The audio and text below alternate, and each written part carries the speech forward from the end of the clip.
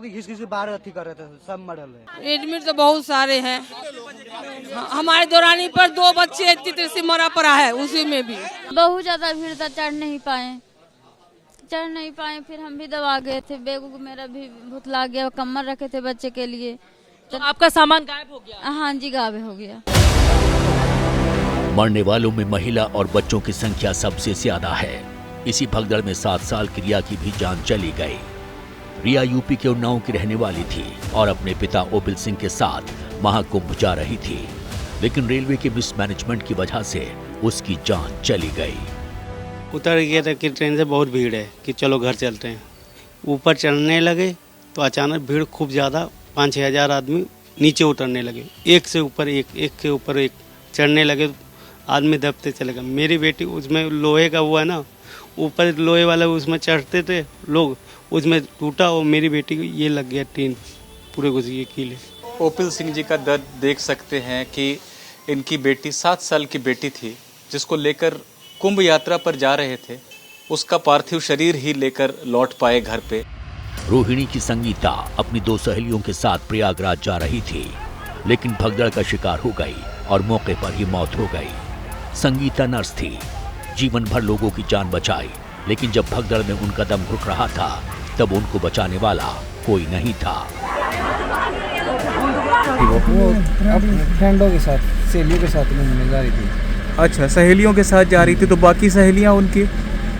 बाकी सहेलियां एक ठीक है, एक एक्सपायर होगी उसके साथ, 2 एक्सपायर और एक बची है।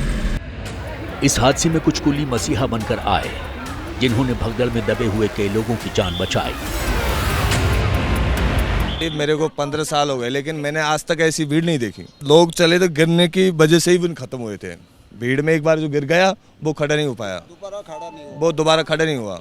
एकदम भगदड़ मची, अंदर के लोग सोलह पे आए और बाहर के लोग अंदर जाए तो एकदम पब्लिक बच के और एस्केलेटर पे गिर गई, कुछ जीने पे गिर गई।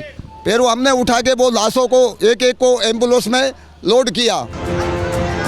लेकिन हैरानी की बात यह है कि भगदड़ वाले दिन जब नई दिल्ली रेलवे स्टेशन के ज्यादातर प्लेटफॉर्म भीड़ से भरे हुए हैं, लेकिन उन्हें मैनेज करने वाला कोई नहीं था। सिर्फ इक्का दुक्का पुलिसकर्मी ही दिखाई दे रहे थे, लेकिन भीड़ के आगे वो भी बेबस थे। 18 लोगों की जान गई है, 13 लोग अपनी जिंदगी के लिए अस्पताल में संघर्ष कर रहे हैं। सवाल बड़ा ये कि भीड़ जब उमड़ने वाली थी, जब जानकारी थी कि शनिवार रविवार के मद्देनजर प्रयागराज में बड़ी तादाद में लोग जाएंगे, तो फिर समुचित उस तरह के प्रबंध आखिर रेलवे की ओर से क्यों नहीं किए गए? भगदड़ के बाद से नई दिल्ली रेलवे प्रशासन सवालों के घेरे में है, जो अपनी नाकामी को मुआवजे की राशि से ढकने में लगा है।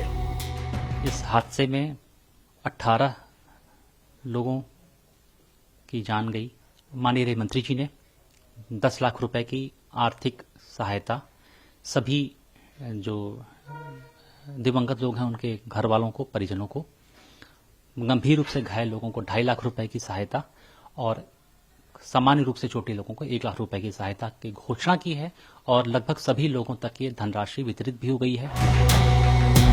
वहीं भगदड़ की जांच के लिए एक कमेटी बनाई है, जिसकी 2 सदस्यीय टीम रविवार दोपहर घटनास्थल पर पहुंची थी, जो सीसीटीवी फुटेज के जरिए भगदड़ के सुराग तलाशने में जुटी है। प्लेटफॉर्म नंबर 16 और 14 के बीच में जो फुट ओवर ब्रिज है, वहां पर मेरी मौजूदगी है। रैपिड एक्शन फोर्स के तमाम जवानों की यहां पर तैनाती की गई है। कल बीती रात जो हादसा हुआ उसके बाद यहां पर सबक सीखा गया है और उसके बाद इन जवानों की यहां पर तैनाती की गई है।